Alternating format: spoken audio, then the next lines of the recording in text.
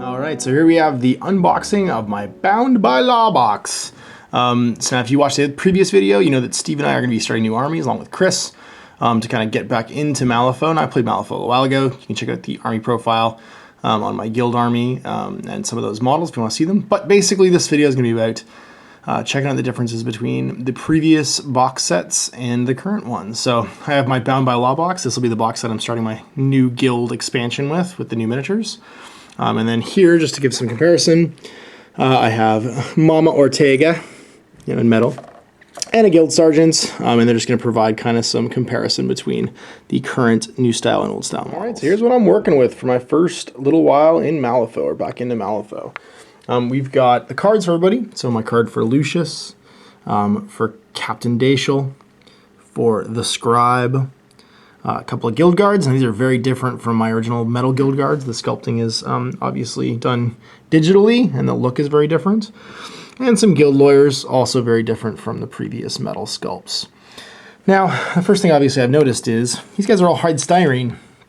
All of the old Malifaux miniatures were a range of just kind of goofy, wacky, Victorian, steamy miniatures that were done in metal. So every single one that I own currently is in metal. Now these guys are all in plastic. There's Captain Daciel, there's Lucius. These are, looks like the lawyer, the scribe right here, and the other lawyer. And the other frame, you got the guild guards. Now they'd have to be another frame because I think they're available separately because they're just regular henchmen. Sorry, minions rather, not henchmen.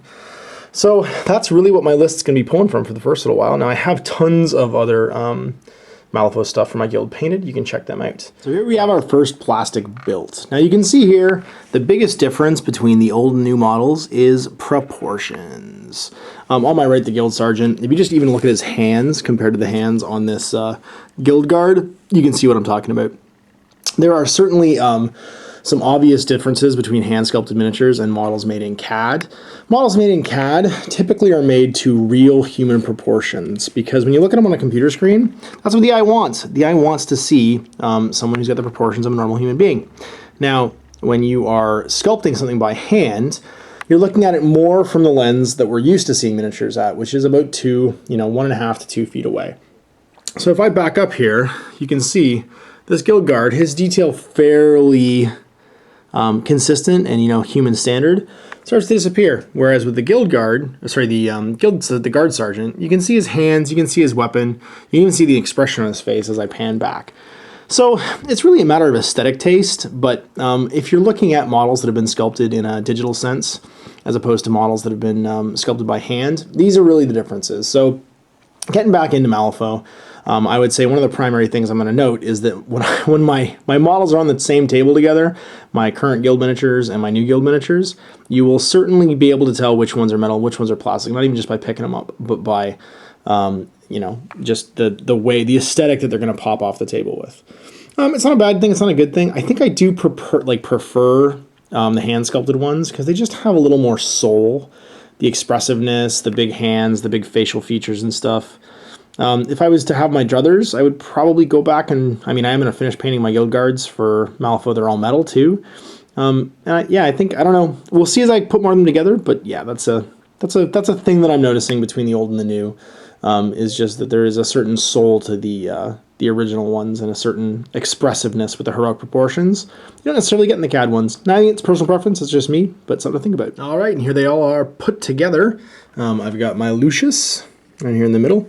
I used some of the Guerrilla Earth, I think it's called. It's Sterling Mud texture paint around the sort of textured plasticard that I'm using for their bases, just to mesh it into the base. And there he is, he's pretty cool. Kind of fiddly, I love his owl mask, I think that's awesome. And here's the scribe, which is just a dude literally holding another copy of his mask, hanging out with him.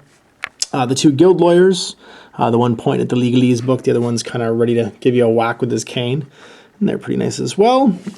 Captain Daciel with his big cleaver axe thing, his pistol and his bags of tricks, and then the two guild guards. I was actually wrong. It's because her hand sits in her holster right here that I thought the